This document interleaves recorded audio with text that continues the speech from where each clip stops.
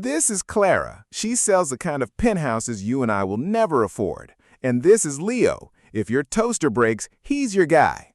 That was my mother, Evelyn, introducing us to her friends at a Sunday lunch a few years ago. I was 29. I didn't fix toasters, but I just took a sip of my water and let the comment hang in the air. Correcting her was a waste of breath. In my family, the roles were cast a long time ago. Clara, my older sister, was the main event. She's a luxury real estate broker. She wears tailored suits, speaks in buzzwords like networking and closing costs, and treats every family dinner like a press conference. My mother is her personal cheering section, treating Clara's commission checks like Olympic gold medals. My dad, Arthur, is a quiet man who prefers looking at his plate rather than stepping into an argument. He just nods, keeping the peace. And then there's me. I am the filler child, the guy in the background. If Clara is the glass and steel of a modern skyscraper, my family views me as the dust in the basement. People always wonder why the quiet kid doesn't fight back or scream for attention, but when you grow up in a house like mine, you learn the math of it. Effort minus validation equals exhaustion. I figured out my place when I was 12 years old. I had found a smashed, water-damaged 19th century mechanical music box at a local flea market. For 3 months, I practically lived in the garage. I taught myself how to file tiny brass teeth, clean out years of rust, and retension a mainspring without snapping it. I bled on those gears. But one Tuesday evening, I finally got it working. The low brass cylinder spun, and a clear, delicate waltz filled the dusty garage. I was thrilled. I ran into the living room, my hands still dark with grease and oil, holding the box like it was magic. Clara was standing by the fireplace practicing a speech for her high school debate club. My mother didn't even look at the music box. She just waved a hand at me like I was a fly. "Turn that rattling thing off, Leo. You're getting grease on the rug and your sister is working on something important. Go wash your hands." I stopped the music. I took the box back to the garage, wrapped it in an old towel, and shoved it into a plastic storage bin. That was the night I stopped trying to be seen. I realized my gears and springs would never compete with Clara's loud, shiny world, so I built a shell. I learned to keep my answers short and my expectations lower. If they wanted to treat me like a joke, I'd just be the guy with the best sarcastic comebacks at the table. As soon as I was old enough, I packed my bags and moved to Boston. I didn't announce grand plans. When my mother asked what I was going to do, I just shrugged. Find some old clocks to mess with, probably. She sighed, muttered something about needing a real career, and went back to helping Clara pick out a car. I let them believe I was just scraping by. I let them think I was the socially awkward tinkerer hiding from the real world. It was easier that way. Being underestimated gives you a strange kind of freedom. Nobody watches you. Nobody demands anything from you. You can sit in the dark and quietly build your own life piece by piece without anyone breathing down your neck. I just didn't expect that years of sitting in the dark would eventually drag me right into the center of Clara's very bright, very expensive spotlight. Boston wasn't exactly welcoming. Rent was high and the winters cut right through my cheap coat.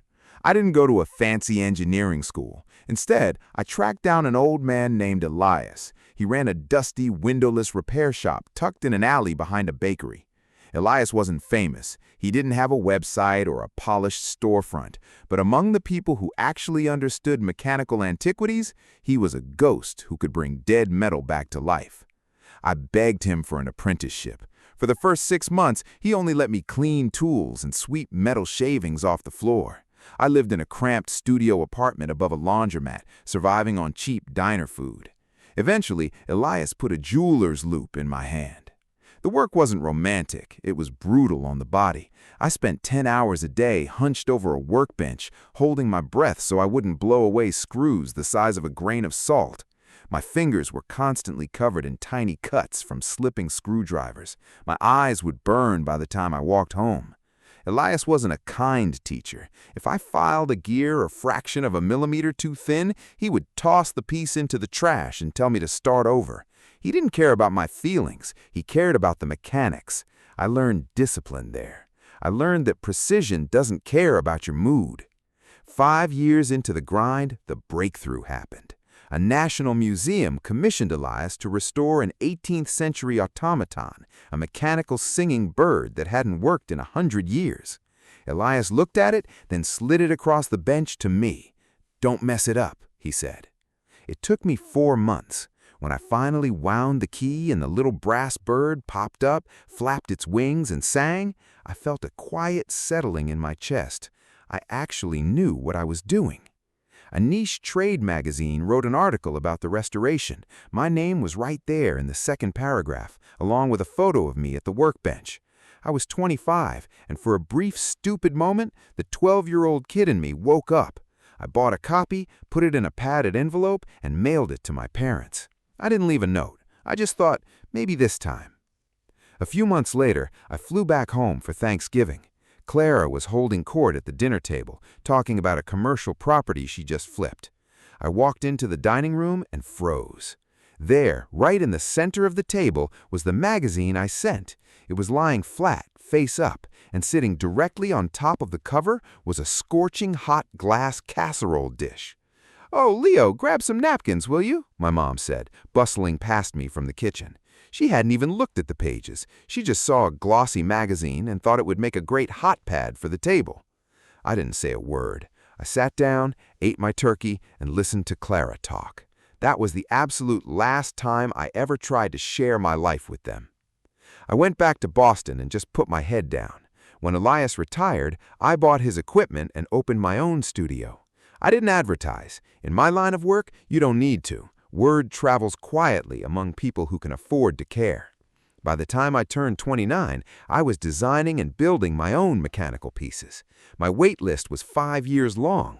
I had clients flying in from Geneva and London just to look at my sketches. To the high-end art world, I was a master craftsman. To my family, I was still the weird guy playing with clock parts in a basement. I kept the two worlds completely separated. The gap between them was huge, and honestly, I liked it that way. But you can only keep two lives apart for so long before they crash into each other. The collision happened in late October. Clara had won some regional Broker of the Year award, and to celebrate, she booked a private room in a restaurant downtown where the menus don't have prices. It wasn't just an award dinner, though. It was the official introduction of her new fiancé, Victor.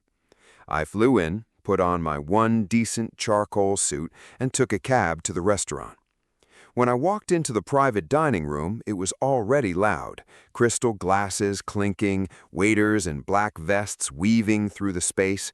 Clara was at the center of it all, wearing a dress that probably cost more than my first car. Next to her was Victor. He was quiet, well-dressed, and I immediately noticed his watch, a vintage Patek Philippe. The guy had money, but more importantly, he had taste. My mother intercepted me before I could even reach the table. "Leo," she said, doing a quick visual sweep of my suit. She frowned, brushing a piece of invisible lint off my shoulder. "You couldn't find a tie? You look like you just got off a shift at a garage." "Nice to see you too, Mom," I said, "and no, the grease stains are strictly for weekdays." She sighed, completely missing the joke, and pointed me toward my seat.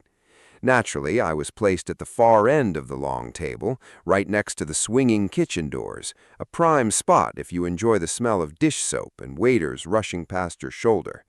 Clara and Victor were seated dead center, flanked by my parents and a few of Clara's loudest colleagues.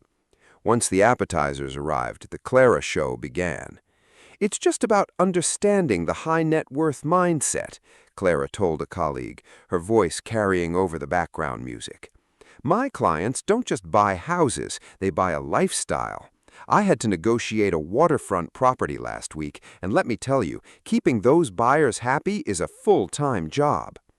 My mother beamed. "She practically runs that brokerage," she whispered loudly to Victor. Victor smiled politely, though his eyes looked a little tired. "Clara is very driven," he said. It was a safe, diplomatic answer. I sat at my end of the table, cutting my steak and watching the performance. It was the same script they'd run for 20 years, just with a bigger budget. At one point, during a lull in the conversation about interest rates, Clara leaned forward and looked down the table at me. "So, Leo," she called out, making sure the room was listening, "still down in the basement with your little clocks? You really should let Victor look at your resume. He works with some major architectural firms. Maybe they need a maintenance guy for the office." A few of her colleagues chuckled. My dad kept his eyes glued to his wine glass. I wiped my mouth with a napkin. "Thanks, Clara," I said, my voice deadpan, "but changing light bulbs for billionaires might cut into my nap schedule. I'll stick to the basement." Clara rolled her eyes and turned back to Victor. "He has absolutely no drive," she murmured, though loud enough for me to hear. "Total opposite of me." Victor glanced down the table at me. He didn't laugh with the others. He just gave a small, calculating nod, his eyes lingering on me for a second longer than normal. I gave him a slight raise of my glass. The dinner dragged on.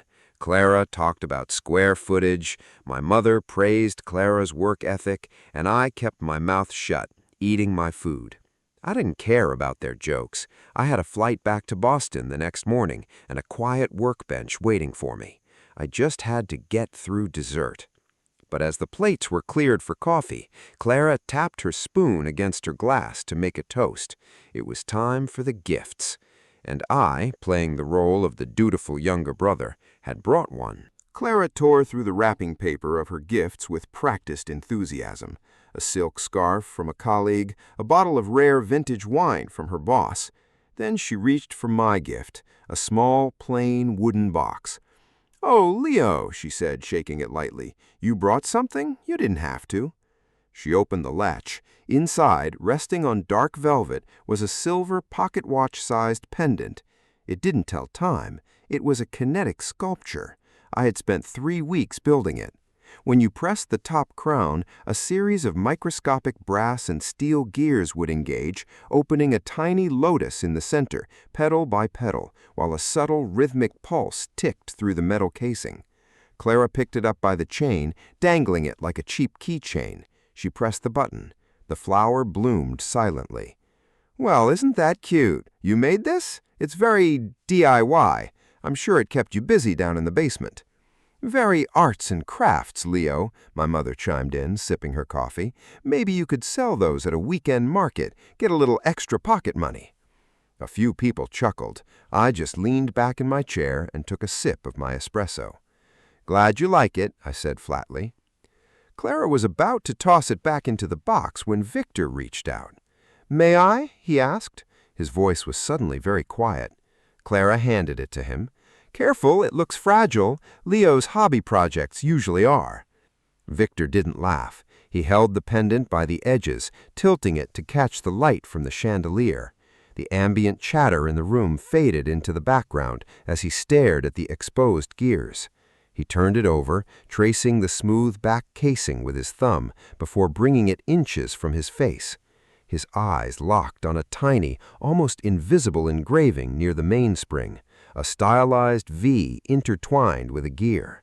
Victor lowered the pendant. He looked at me, then down at the piece, and then back at me. He looked slightly pale.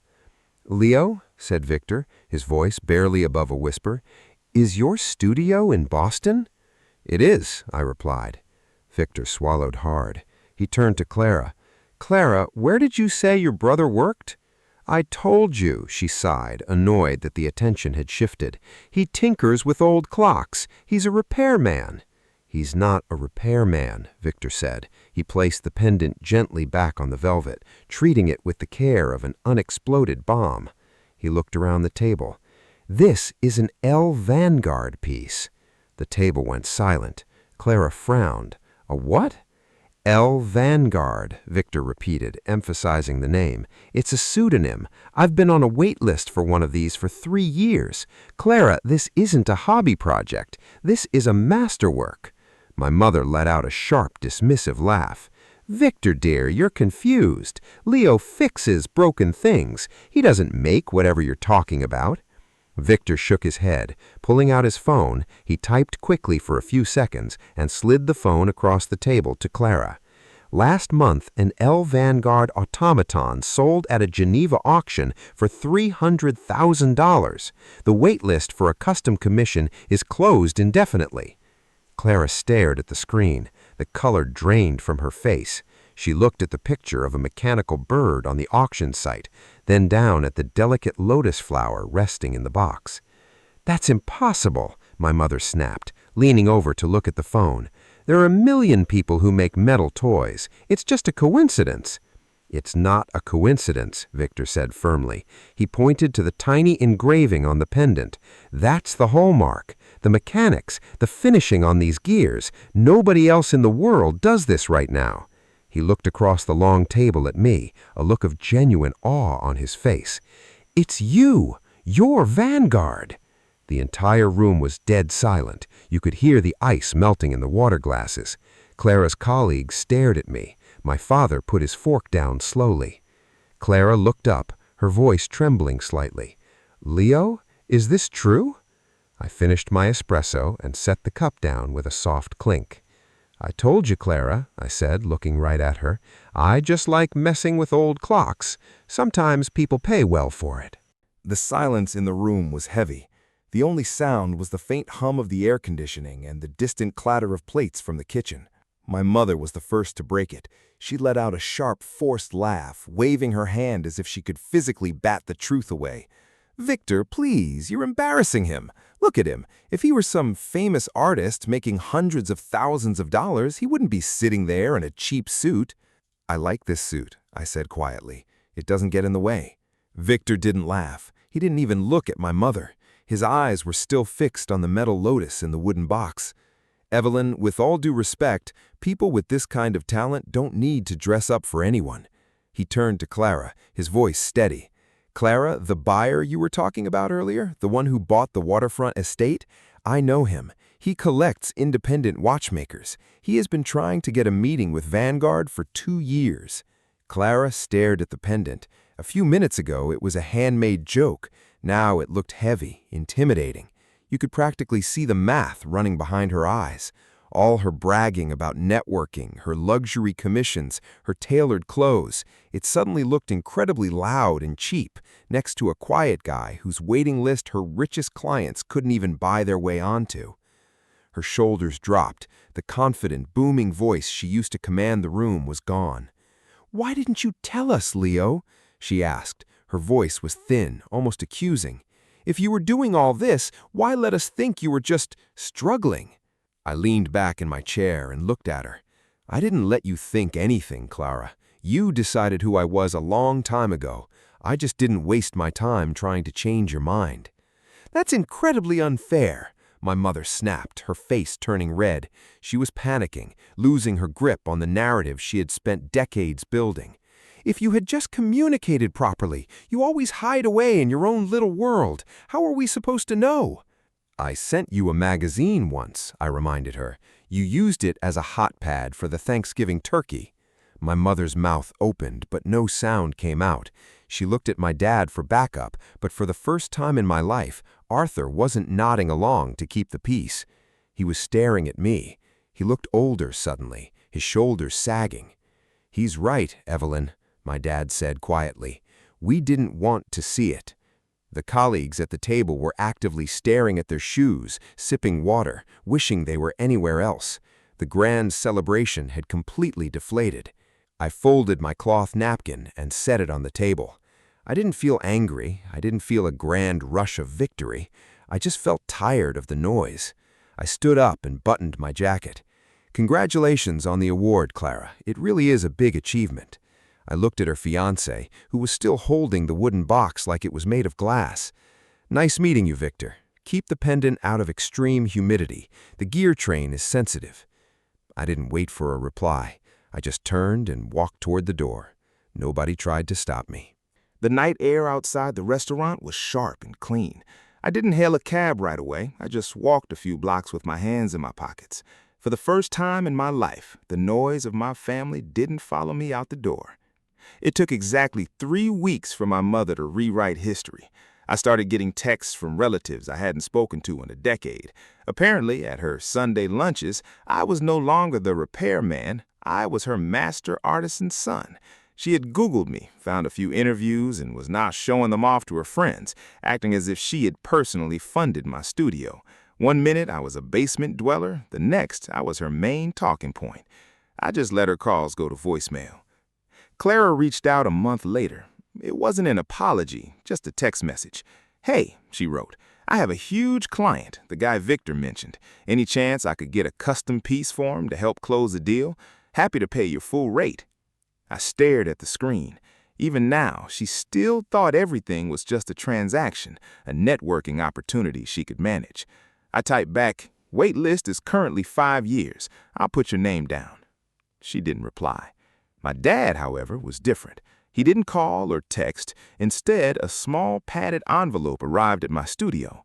Inside was the trade magazine I had mailed them years ago. The glossy cover was still warped and stained in a perfect circle from the hot casserole dish.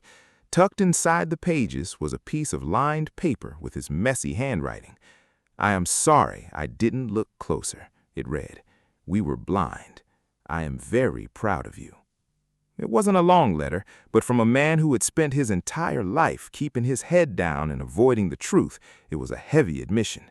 I folded the note and put it in the top drawer of my workbench. Back in Boston, the winter was settling in. The snow was falling steadily outside the frosted windows of my studio, muting the sounds of the city. The room smelled of brass polish and machine oil. I adjusted my jeweler's loop over my eye and leaned over the workbench. Under the bright circle of the desk lamp, a new mechanism was coming together. I used a pair of fine tweezers to lift a hairspring, thinner than a strand of thread, and carefully set it into the heart of the movement. It slotted into place perfectly. There was no grand showdown with my family, no dramatic shouting matches or bridges burned to the ground. The dynamic just quietly shifted, like a heavy door finally swinging shut. They knew exactly who I was now, and they knew they couldn't reach me. The spotlight Clara chased so desperately didn't matter in my world. I didn't need to force them to see my worth. The work spoke for itself. I picked up a tiny steel screwdriver and tightened the final bridge plate. With a steady hand, I gave the winding stem a gentle turn. The balance wheel sprang to life, a rapid, rhythmic heartbeat of metal and energy. I sat back in the quiet room and listened to it tick. It was the only sound in the room, and to me, it was completely perfect.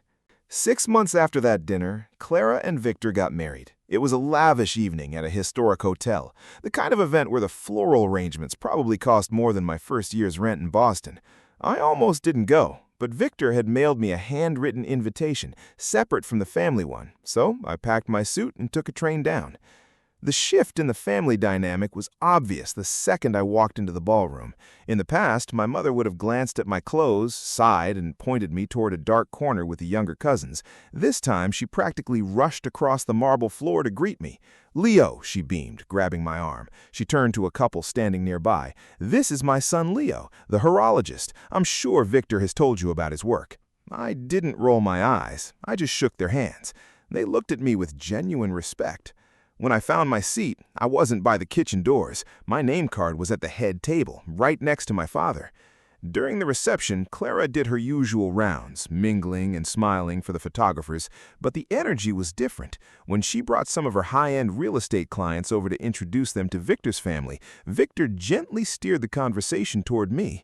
"This is Clara's brother, Leo Vanguard." One of Clara's clients, an older man in a tailored dinner jacket, actually stopped mid-sip of his champagne. "Wait, you're Vanguard? I tried to bid on the singing bird in Geneva." Clara stood there in her stunning white dress, completely quiet. For the first time in 30 years, she wasn't the focal point of the room. I didn't say anything sarcastic. I didn't rub it in. I just answered the man's questions quietly and politely. I realized in that moment that I didn't need my sharp tongue anymore. My mere presence was enough. Later in the evening, my dad found me standing on the terrace, getting some cold air. He leaned against the stone railing next to me. He didn't say much at first. He just handed me a glass of whiskey. We stood there, listening to the faint music from the ballroom. "You look good, Leo," he said, finally. "Thanks, Dad." "Your mother is driving everyone crazy talking about you in there," he said, a small, tired smile on his face. "She brought printed pictures of your auction listings in her purse." I smiled into my glass. "Let her have her fun." "I'm sorry," he said, his voice a bit rough, "for the years before, for not seeing you. "It's all right," I told him, and I meant it. The anger had burned out a long time ago. I didn't stay for the final dance. I left my gift on the gift table, a simple, elegant mantel clock I had built for Victor and Clara, and slipped out before the speeches began. Riding the train back to Boston the next morning, I watched the bare trees blur past the window. My phone buzzed with a few texts from my mother, photos of me at the head table, telling me how proud she was of her boys. I replied with a quick thank you. I hadn't bent to fit their mold. I hadn't begged for a seat at their table. I just found my own quiet corner of the world and built something they couldn't ignore. When I finally unlocked the door to my studio, the familiar smell of brass polish and machine oil hit me. It was perfectly quiet, just the soft, steady ticking of a dozen different gears moving in rhythm. I hung up my coat, sat down at my workbench, and went back to work.